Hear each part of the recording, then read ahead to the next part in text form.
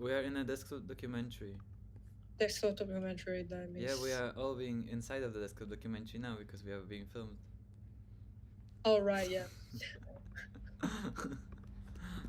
Everything's documentary.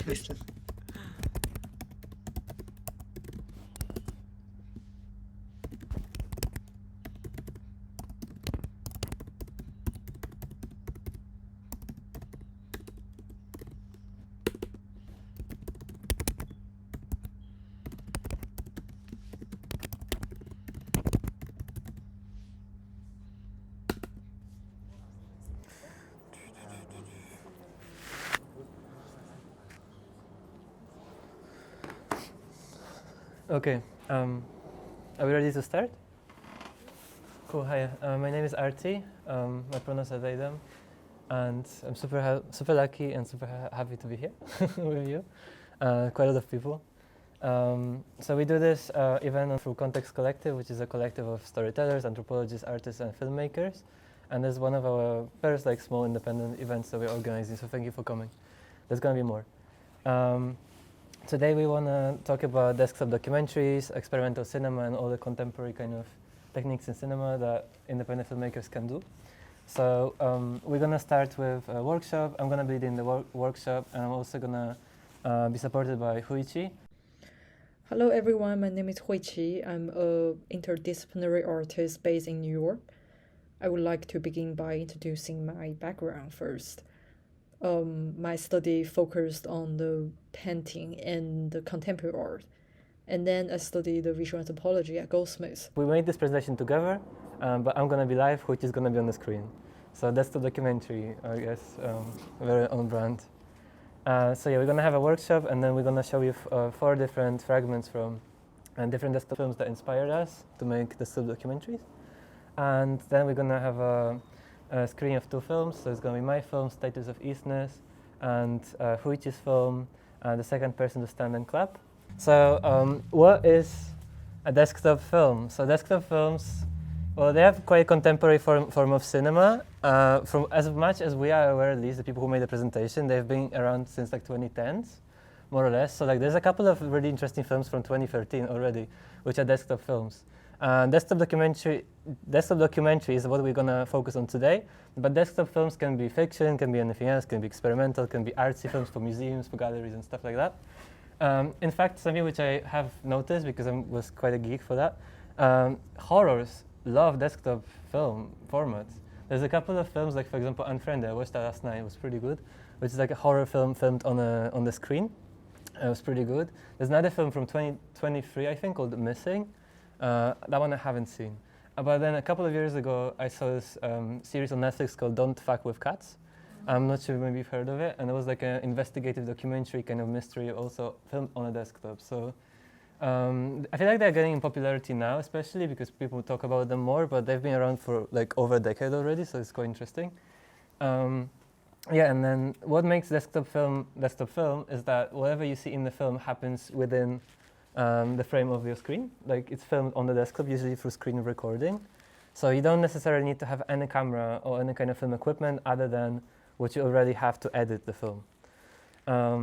So that makes the desktop both a camera and a canvas. And then what you do on the screen, how you open the windows, how you close things, play, and stuff like that, how you type messages becomes this kind of choreography on the screen.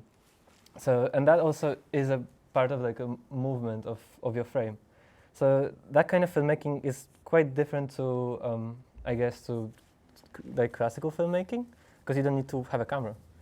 So yeah, video essay is a very common way to employ the desktop film format. So if you go on YouTube, there's lots of YouTube videos which maybe, for example, like analyze some certain trends, which use the desktop film format. So video essay is basically when you have when you want to make an argument, but instead of writing an essay, you choose to make a film about it. That's a video essay. So video essays are pretty common in the field of visual anthropology, which me and Huichi studied. But they are not the only way to make, for example, desktop films. Yeah, and so in this particular workshop, we will focus mostly on like independent desktop documentaries. So like the Don't Fuck with Cats is more like a big one, mainstream. but the idea for this was to show that anybody really can make them. So that's why I want to show examples of people who are just making them, who don't really have a lot of backup behind them. The desktop films, they may include like web browser pages, social media videos, maps, the cursor moving, files and windows opening. So like I said, the choreography on the desktop. And so before my personal journey towards the desktop filmmaking, which is the topic today, I would like to start by sharing two films that both made in the 2013 and have like basic significantly influenced me. And moving on to the first clip we want to show you. This is more of an artsy desktop film, not really documentary, but we want to show you like a bit of a range of different things you can make on desktop. So you're going to play 2 minutes of that film. And when the universe became transparent to light, then the Milky Way took form. Then there was no need for light on Zombaling, for the gods emitted a pure light from their own bodies. Then the creator was in the form of a man without bones. Then the gravity of galaxies slowed the expansion of the universe. Then were units of matter. Then Pangu died and parts of his body became parts of the universe. Then there was a recombination, local contraction. Then the supreme god of Ometioto, being both masculine and feminine, spawned 4 children. Then Ra created his wife Hathor, with whom he had a son, Horus, who married Isis. Then Atum took his penis in hand to obtain the pleasure of orgasm thereby. Then Ayuasas was lady of the vulva and hand of God. Then Ogo introduced disorder into the world by committing incest with his mother Earth. Then the first menstrual blood came from this union, as well as Yeban and Andumbulu, the spirits of the underworld.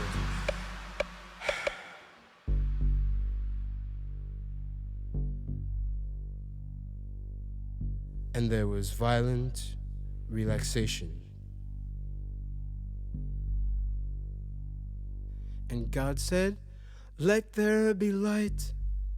And there was light. And God saw the light, that it was good. Heart of sky only says the word earth, and the earth rises like the mist from sea. And Bumba vomited up the sun, and the sun dried up some of the water, leaving land. And when the earth was made, it fell down from the sky. Earth, hills, and stones all fell down from the sky.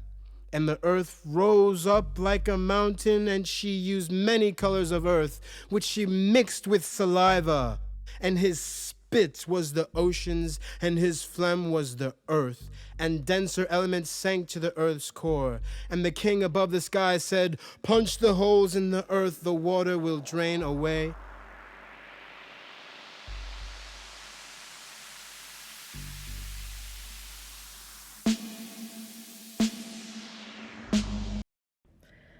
So the first film is The Gross Fatigue by Camille Hart. This film is one of the earliest desktop film I remember watching, and this film amazed me with this magical connection between the hypertext and the museum artifacts. So like symbols, text, image, sounds like intertwine together and create this like immersive, tangible experience through this like very clever way to use like pop-up windows, like what we always do in the desktop film. This film captures this like chaos of like digital space and almost like purely aesthetically and conceptual artwork, reflecting this like museum very ambitious and desire to collect everything for human history. And I guess it's also addressed the key question about how we're thinking about artifact and the archive in the digital time. So I want to kind of wonder with you together, like, why are desktop films relevant in these days? And we want to see how the desktop films can kind of prompt us to think what it means to experience the world as a human in the digital times now with all the social media in place, with us kind of exploring the world through social media in the first place, and then For example, we have Google Maps that we use to navigate, and then only we see the real life things. So the second film I mentioned here is called How Not to Be Seen by Hitostera. And this is like one of the most important video artwork in contemporary art. And the film shows this like unreliability of vision in the contemporary society through this like multi-dimensional like vision simulation and through like different type of camera angles. And it shows that it's like very complicated relationship between gaze and being gaze, or visibility, surrealism, and like height in this like digital time. In the 1950s and 60s, the US Air Force installed grayscales and resolution targets in the California desert to calibrate aerial photographs and videos. Resolution determines visibility. It calibrates the world as a picture.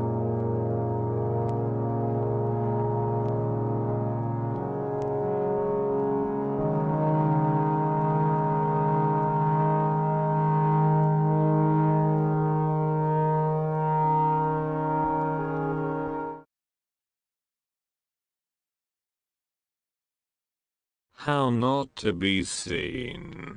Lesson 3.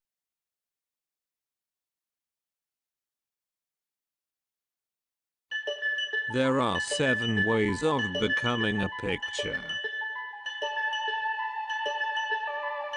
To camouflage. To conceal. To cloak. To mask. To be painted. To disguise. To mimicry. To key.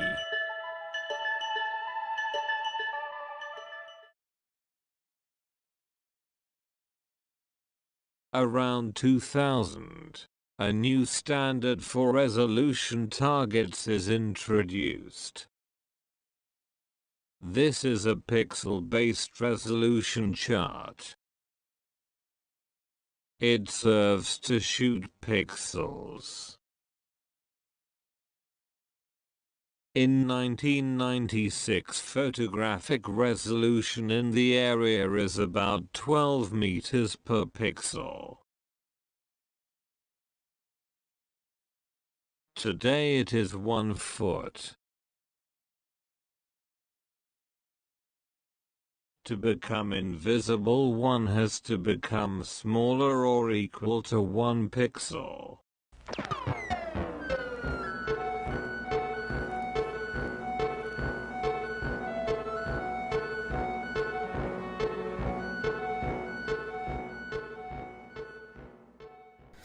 So this film is kind of mixing desktop documentary with performance, and it's about surveillance. And there's also another point like I'm trying to maybe mention a bit today is like in Hito's earlier essay in the defense of the poor image, she basically talking about this like low resolution visual to challenge this hierarchy of image quality, and basically by using poor image, she critiques this capitalist using on this like high definition visual and highlights an alternative form of representation that resists this mainstream aesthetic standard, I guess, which is for example like a cinema film or some like aesthetically beautiful film. So I guess this exactly one of the point about the desktop film. So for me, something which I really like about the second film we saw is the clip from How Not to Be Seen. Is how this clip can kind of be an introduction to the fact that now we live in the world of images. So what I want to say is that I want to refer basically to the book Simulacra and Simulation by Jean Baudrillard from 1981. So he was talking a lot about copies of reality replacing the actual reality. And what this film, which we just saw, makes me think about is how we don't only inhabit the Earth these days, but we inhabit Google Earth. Then we explore for our body afterwards. But like to many people, the primary mode of learning about the world is actually the copy of the real world through like Google Maps and stuff like that. So I really recommend maybe diving into this topic because the book is basically like examination of relationships between reality, symbols and society, and the simulacra, which are in the title, the copies that depict things that either had no original or that don't have an original anymore. So he, for example, Jean Baudrillard gives this example in his book of a king or like a ruler who has a kingdom, and then he decides to create a map of the kingdom. And then he makes a map which is 1-to-1 scale, like it's the exact scale of the kingdom. He puts them up on the kingdom, and then the people who live in the kingdom start living inside of the map, essentially, because map is the same scale as the kingdom. And then the map actually becomes the kingdom and becomes the real reality of those people. And in that context, I was thinking about those Google Maps and stuff like that. I like in the documentary that everything you see is a screen record of an image being already on screen. So like in the documentary, it's not us filming real life, it's us filming a copy of real life. And I feel like the documentary is this not trying to fake it, because you already know what you see is fake. I mean, at least in my film, when I was making, like, I was really researching how like my real life identity is shaped based on internet phenomena, memes and stuff like that. So, you know, like I'm building my real life based on visual representations of who I am, which are completely false. So like we're building reality based on fiction, and that's kind of what some desktop documentaries made me think about actually a lot. It's like all different type of fiction in life. Yeah, it's like this type of film is make people realize like how maybe in reality it's like that hard to see probably the propaganda, how that work, or probably how's that like media work. But in this type of film it's very clear. It's quick, it's much more obvious than like real life. Yeah. So some of the questions which I kind of wanted to ask at this stage is the ones I wrote on the screen. So how are digital interfaces affecting how we see, learn and make sense of the world? So for example, due to the fact that, let's say, on Google Map you can type something or you can like learn about certain things, like it adds you kind of new power to learn about the world. Like you cannot, for example, type something and see it in real life. Well, maybe if you have the Apple Vision Pro or something, but that's something for the future. Also, another question is what meanings get added or taken away through interacting with representations of reality rather than with reality itself. So again, like let's say, for example, we use any kind of chats on, I don't know, WhatsApp or something else. We can, for example, add an image, but when we talk to someone in person, we cannot just add an image. We can do charades or we can show an image in person, but we cannot just press send. But in desktop documentary, you can actually do that. You can show that these things are kind of doable. And yeah, last question is how do we relate to reality when our primary mode of cognition is through interacting with its copies? So all these kind of things you can explore for desktop film. And the next two films is the one which I chose. So I chose two desktop documentaries which are, well, firstly they're documentaries, they're not artsy films, and they're more about like using desktop documentary format as a way to investigate. So they're kind of more like video essays. So the first film I would like to talk about is the film by Chloe Galibert-Lane. I don't know how it's pronounced. It's called Watching the Pain of Others. Has anybody seen this film? A few people. Okay, perfect. So this is a desktop film in which this girl, Chloe, so basically inside of the film she watches the film called Pain of Others by Penny Lane, and the original film film Pain of Others was made already out of YouTube videos of people who claim they suffer from this mysterious disease called Morgellons syndrome. And then this girl Chloe is kind of watching that film, and the film is about her watching the film and analyzing how certain images online gain credibility and through what kind of depending on what kind of media they are shown through. And then I have a quote from her, which I got from an article. And that's the documentary form captures the way that I experience reality on an everyday basis on a screen, which I found that to be very relatable to myself as well. So let's play a fragment from that. Ce film est un objet étrange à plusieurs égards, et de toute évidence, il me touchait à un endroit très sensible. Pour y voir plus clair, je l'ai installé sur ma table d'opération et j'ai commencé à l'examiner.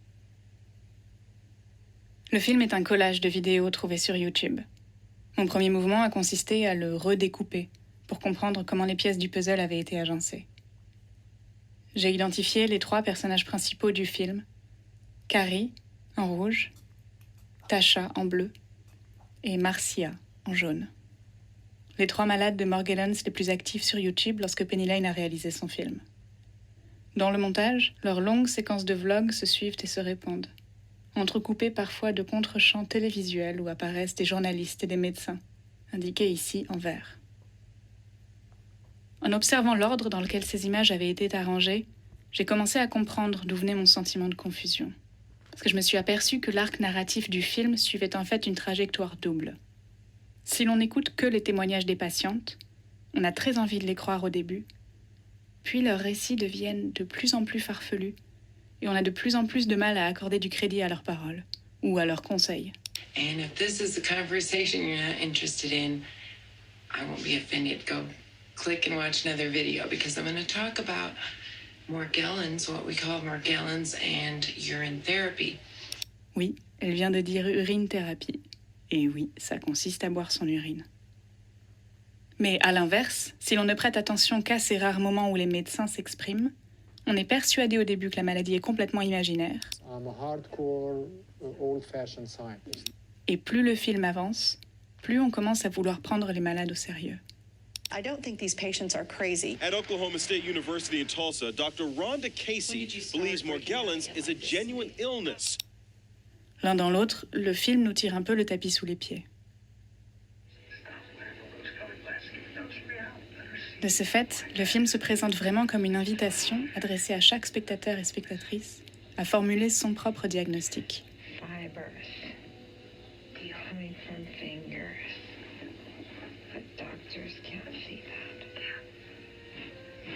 Le film dit « Voici les images, voici les preuves. Qu'en pensez-vous?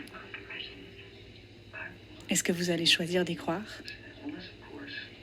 Accorderez-vous plus de poids à la voix désincarnée de la science avec un grand S ou aux témoignages intimes de ces femmes qui ne revendiquent pas d'autre expertise que l'expérience qu'elles ont de leur propre corps? Je me souviens d'avoir discuté du film avec un critique de cinéma qui m'a dit que ce qui l'avait vraiment fait douter, lui, c'était cette séquence qui arrive exactement au milieu du film. Joni Mitchell's music remains as vibrant today as it was all those years ago. But her physical health is another story, and now we're learning more about the mystery that may be to blame for her emergency hospitalization this week. It's a bizarre ailment known as Morgellons syndrome. I have this weird, incurable disease that seems like it's from outer space, Joni Mitchell once said of her condition. Fibers in a variety of colors protrude out of my skin like mushrooms after a rainstorm. C'est là, m'a raconté ce critique, qu'il a commencé à croire en l'existence de la maladie. Parce que Joni Mitchell est une chanteuse célèbre, parce qu'elle raconte son histoire sur une chaîne de télévision traditionnelle et pas sur une chaîne YouTube, ce qu'elle dit de son propre corps ferait davantage autorité que la parole d'autres femmes. En juxtaposant ces différents médias, Penny Lane nous invite à prendre conscience des critères pas toujours rationnels à partir desquels nous, spectateurs ou internautes, évaluons la légitimité et la véracité des discours auxquels nous sommes confrontés. So that was the short fragment.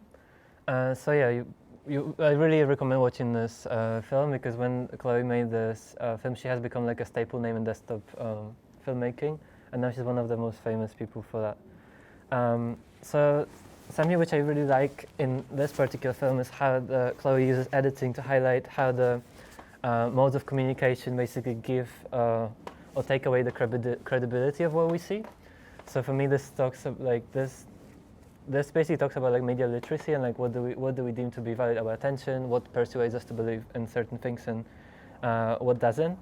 And also through using desktop format and through kind of like unpacking a film on the screen, she also explores how basically the meaning of images can be distorted through the fact that they are images. So like what's interesting about desktop films is that when you record a screen, then whatever you had on the screen, which was already an image, becomes a copy of a reality. Because when you film something with a camera, you make a copy of reality. When you film something on a desktop, that whatever you have on desktop is already a copy. It's already made up. It's designed. So you add like another level of simulation to that.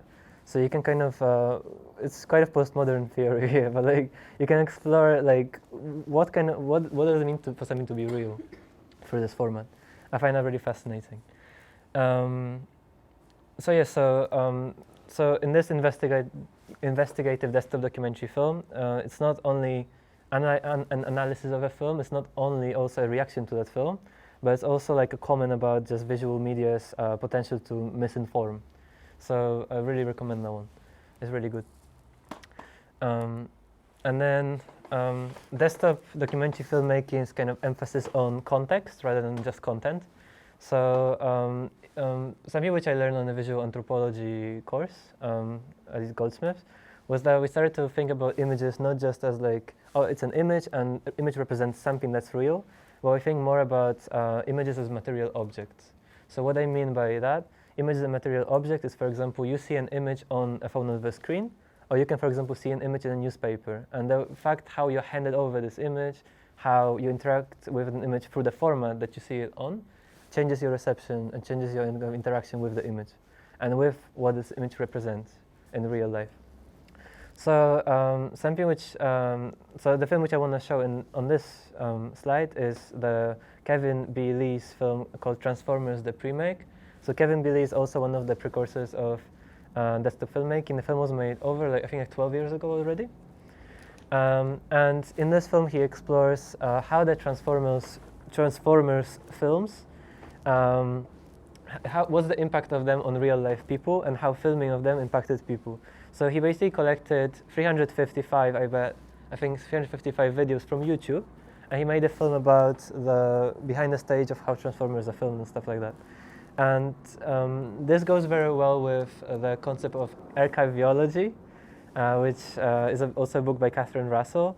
So she refers to this, to also work by Walter Benjamin. Yeah, and then archiveology is basically a technique of, it's a practice of reusing, recycling, appropriation, and borrowing of archival sounds and images by filmmakers to then give them new meanings. So for example, archiveology is using the archive footage to combine it together in a way that adds completely new meaning to it, to explore certain maybe things which were hidden, maybe things which the original material didn't want us to see. And this is kind of what Kevin B. Lee does in the pre-make of Transformers. So I'm going to show 3 different fragments, 1 minute long each.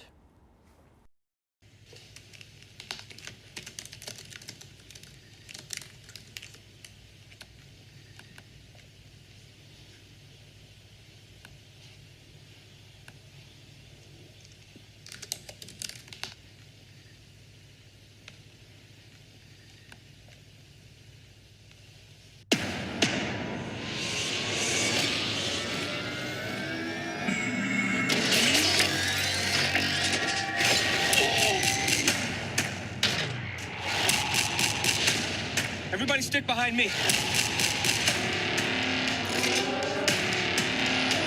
here we are on Columbus Drive. It's about 6:30 at night, and we've got the Autobots all lined up here for Sabertron.com. They're cooperating very well.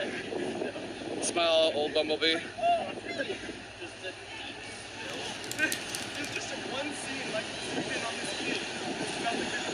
Oh, they're revving up the engine.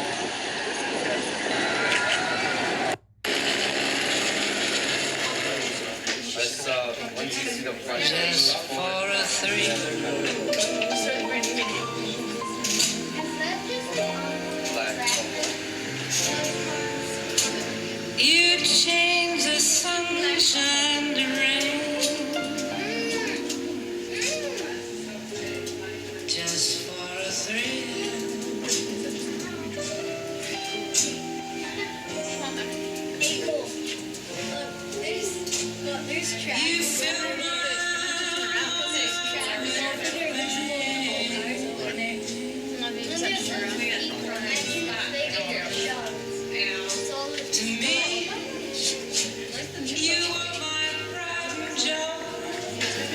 play some strange music in this Starbucks.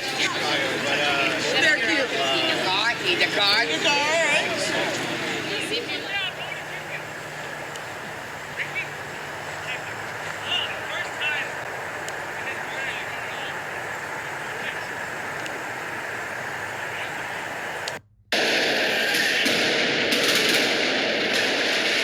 开拍，而变形金刚系列故事也将在这里热血延续。开拍当日举行了变形金刚4中国内地开机仪式暨探班活动。不同于变3的大规模中国商品广告植入，变4还将启用李冰冰、韩庚等中国演员。此次李冰冰的戏份大约有30分钟，而韩庚则纯粹打酱油。变形金刚4取景天生三桥，致使景区周边的商贩也不得不提前关门歇业，造成了一定的经济损失。但大部分商贩都表示理解，并对变形金刚4电影在五龙的拍摄抱有巨大的期待。天生三桥闭完，对我们生意啊有影响。电影哈拍出去了，有很多游客来看了，就他们我们宣传出去了过后啊，我们生意就慢慢的很多游客来看了，就生意就好起来了。It was my idea to shoot here a year and a half ago. 1年半之前，导演呢就想要来中国拍了。Okay, it's no one else's idea. 不是别人的。It's not about box office. 跟票。 So something which I really like in this particular film is that instead of just like looking at the videos which are already on the internet, Kevin Billy is putting them together and kind of investigating different like social concepts. So for example, like fan labor, for example. Like so he puts those videos and he adds them a different meaning. So like now we're watching them not just as people being hyped, but people doing labor basically of promoting the film voluntarily and adding to the revenue of the film. So through desktop documentary format desktop films, you can do all these kind of creative things from content which is already online. Yeah, so in this way we can kind of explore more the context of images. So not just see the images as they are, but kind of see why they came to be, in what kind of ways do they circulate, and also we can, for example, collecting all these images and making something new from them, we can explore in what kind of like a natural online setting they appear. So for example, who posts them, why they post them. Stuff like that. Yeah. In this the Transformers film, for example, it made me kind of distance myself from what I see on screen, because like when you see something on screen, like you just, at least for me, like I see something on screen and it's a video and I'm just looking not at the image, I'm looking at those people in the image, right? Like I already emphasize, I'm like empathetic to the people who are in the video, and I kind of forget that this is an image of something. It's not real life, it's an image of real life. But like there's this kind of like a perception thing in people's brains where an image of something and the something becomes one thing, it's conflated to one. But like that's the documentary, like when we record images, like we know that whatever we see, it can be fully fake. And I feel like I like how that's the documentaries expose the fakeness, especially now when you have all the AI images right now. Like you don't even know if what you're seeing is real. Well, I think it can be a very interesting like part to talk about, like how many layers, like you said, there's like different type of camera, and how at the beginning people holding the camera and then it's like on the computer and then we're looking at the camera. So maybe it will be interesting, say like to count, not to actually count, like, but to see like there's so many different layer and like a mirroring. When you start to mirror each other, it's like this like infinite kind of layers there. So why do desktop docs matter, and why are they a pretty interesting thing to dive into? Firstly, the practical reasons. You don't need to have a camera, so they are really cheap. I mean, depends. Like if you don't have a laptop, then probably you wouldn't get one. But like if you already have, for example, a laptop or a phone, then technically nothing stops you from already starting doing desktop documentaries. So for that way, it is pretty affordable. And also, the content is already there because you can get it literally from the internet. Internet is full of things. Second thing, the social impact of those films. So these are quite innovative films which are still kind of new. So definitely, like, you need to really think outside of the box to make such a film. In many ways, this may be a way to, like when you want to do, for example, like investigative documentary film, This is very like DIY kind of guerrilla filmmaking style of filmmaking. You can, for example, comment on something that already exists using this format. And what's really interesting and what Kevin Billy did is like he kind of subverted what those original images meant. He added completely new meaning. So through desktop dubs, you can kind of reappropriate already footage which is already online, give it different meaning, potentially educate people about certain things, rectify misrepresentations and stuff like that. There's also instances, I would need to probably dig deeper to show you example, but like of counter cinema. I feel like this has this especially in the future, this is going to have a really huge potential, in my opinion, to use this format for like films that protest. And then there's the critical aspects of desktop documentary films. So like I said, it's not just about the content of what the image has inside, but it's more about like looking at an image and then looking at how the image is viewed. Yeah, so have a look. I don't know if I should repeat what I already wrote because you can see it. Okay, and then just shortly how to make a desktop film in case any of you want to make desktop films, some tips. So whenever you like read articles or talk to people who made desktop films, from my own like experience and also for experience of other people who I read, the research is the most fundamental part. Because for the desktop documentary film or desktop film to look so smooth on the screen, there needs to be a lot of work done beforehand. So everything that is on the screen needs to be planned ahead. So like firstly, you need to have the content to work with. So internet is full of things, but not everything is related to the film you want to make. So I would say first like choose a subject of your interest or like at least a starting point. Definitely probably it's going to change or like going to expand the more you go into the rabbit hole of the internet. But choose something, start taking screenshots, start saving things on like, make a folder to save stuff on Instagram or something. Browse YouTube, Wikipedia, online articles, whatever you need, save them. Ideally, write the sources down because the copyright issue here is a very big one. That's something which I have a bit of a problem with actually now because I didn't write sources for my film. So I really recommend doing that. And yeah, always question the format. Always think about how the interface you're currently using to access this thing changes the way you perceive the information that's there. It might not, who knows. And then the second thing, yeah, plan ahead. So if you, for example, making video essay or like the desktop film, which is more like an investigation, try to figure out like what it is that you want to say. And then those images are supposed to say it for you. So try to have something in mind that it's gonna kind of make sense to you. For example, like I wanna, like in my film, which I'm gonna show, I wanna kind of explore the concept of being from East Europe and like what is Eastness. And I had a few like points which I wanted to kind of like prove through the images which I collected. So yeah, so like think about the story. Think about like where you wanna go from like A to B or something. Probably it's gonna change, but it's good to have at least like an idea in the beginning what you wanna do. So yeah, sometimes the images, when put together, get new meanings. Sometimes when they are on their own, they have a different meaning. But put together, for example, you start to notice certain patterns. So when you like have a collection of images, try to look for what repeats, so it's easier to edit.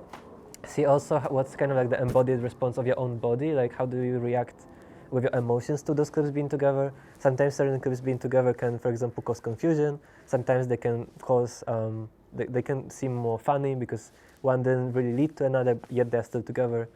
So that's how you can make a joke in the film, for example. Yeah, and then also design. Sometimes people think that if something is already on the screen, that's done. But like for a desktop documentary film to convey the knowledge, it needs to be conveyed in an accessible way. So it's always about making sure that people can actually, for example, read everything before the text disappears from the screen and stuff like that. And then the last, well, the most important probably thing is screen record and screen record and screen record. So the choreography of the desktop film is basically having in mind, for example, oh, I want to have one window pop up here, then another one pop up here, another one pop up there. So to do that, probably you're going to have to record it 8 times or more times. So anything that looks really smooth probably was recorded countless times by the artist, and the artist probably was extremely frustrated that it didn't work many times. Like I was so mad when I was making my film. Because like sometimes, for example, the cursor goes tiny bit to the wrong side, where it's not supposed to go. So even though those films look really easy, they take a lot of time to make. Yeah, and then just things to keep in mind. So first, the ethics and consent. So a lot of things which are online you can use. However, you need to always be mindful. Some of the things explicitly say do not use this fragment. I would recommend always, when you can, to at least message the person whose clip you're using to say, "Hi, I'm working on the film. Is it okay that I use it?" There's also an issue of copyright. So for example, well, personally, if I want to criticize a big production film, I'm not really going to care about it because the whole idea is to criticize it. But like, there might be issues with that. It's kind of a gray zone right now. I think it's still kind of new for filmmaking. And then I put the last point. You're welcome to disagree with me on this. So I wrote it, reinforcing the status quo of digital monopoly. So that's only my personal view, by the way. So for me at least, something which I was thinking was making desktop film was that when I'm searching on the internet, I'm only using Google as a search browser. So what kind of futurism is in my film? Like, what kind of future do I imagine for people who are going to watch this film in 20 years? Like, do I not see any alternatives apart from what's already available and what's owned by the richest people in the world? That's what I was kind of thinking. So like, since we are only using the screen and what we have, and most of these things are produced by rich companies, how can we subvert the fact that that maybe this is not what we should be using in the future? So for me, like, I don't really want to chew at the wallets of the rich people that much, but I'm still kind of by default using all this software like Facebook, Instagram, and Google to make these films. So I kind of feel guilty. So I feel like this is something to think about while making those. I don't really have a proper answer to this question even, but something to keep in mind. Yeah, so this was that's the documentary part of the workshop, and now we want to move to the digital autoethnography. So it sounds super complex, and we kind of wanted to break it down. So both Huichi and I, we come from a background of visual anthropology. So, you know, every time I say, oh, I went to the visual anthropology MA, and everybody, the first question always, what is visual anthropology? Every single time. So it's like I need to explain it like again and again. I know, and I always give a different answer to people when they ask me, because I don't. Exactly, I will have a different answer for it, depending on who I'm like talk with, like how they understand like the things, like or something like that. Yeah. Visual anthropology is like it's a subfield of anthropology. So anthropology is a study of people, of humans, how people see the world, how people's subjectivity works, based on different intersectionalities. So like, I don't know, culture, gender, race, lots of different things. Everyone sees the world differently, and we kind of try to make sense how the works make sense for those people in question. And then visual anthropology is mostly about analyzing the visual side and like human perception and like how we understand things through like the visual means, from the sensory information. But yeah, because there's so much to it. You can do it in so many different ways. Yes.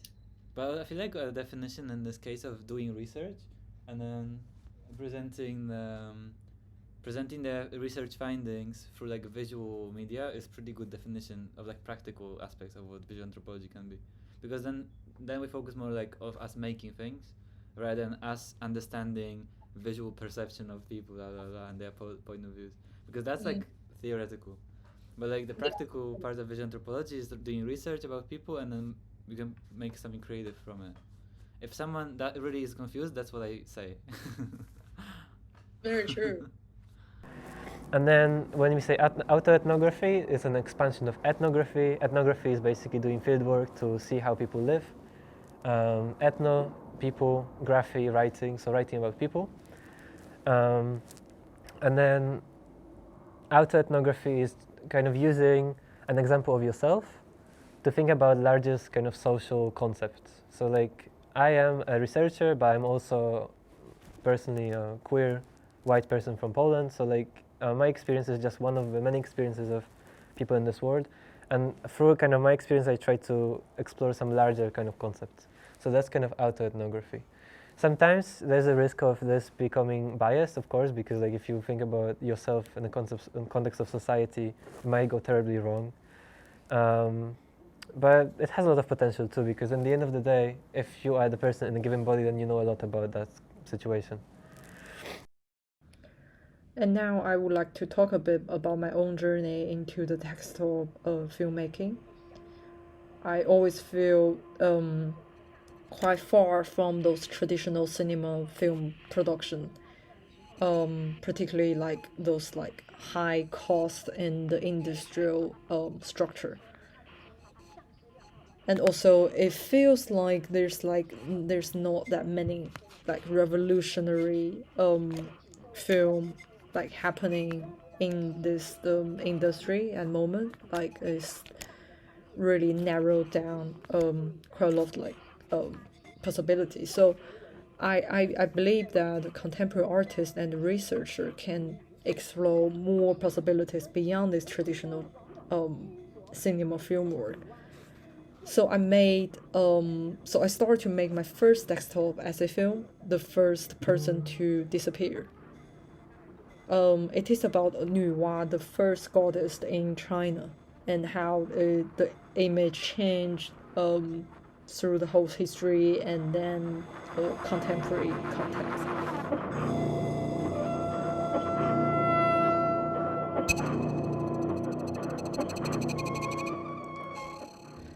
So the concept of the essay film is already very popular in cultural and film studies. There are so many essay film literally about everything online on YouTube. Some of also use the desktop film like skill.